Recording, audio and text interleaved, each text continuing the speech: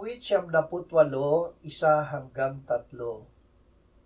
O umawit kayo sa Panginoon ng bagong awit, sapagkat siya'y gumawa ng mga kagilagilalas na bagay. Ang kanyang kanang kamay at ang kanyang banal na bisig ay nagbigay sa kanya ng tagumpay. Ipinakilala ng Panginoon ang kanyang tagumpay.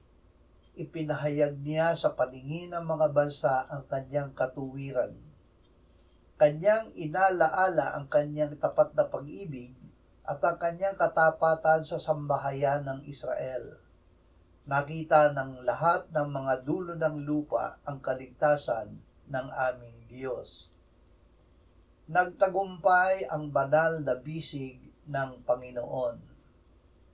Ang Panginoong Hesus ang banal na bisig ng Panginoon. Siya ay nagkatawang tao sa pamamagitan ng banal na Espiritu. Sa sinapupunan pa lamang ay tinawag siya na batang banal. Sa kanyang pagiging tao ay sinunod niya ang Ama hanggang sa kamatayan sa krus. Ginapi niya ang diablo at winasak ang kanyang mga gawa nang siya ay namatay sa krus.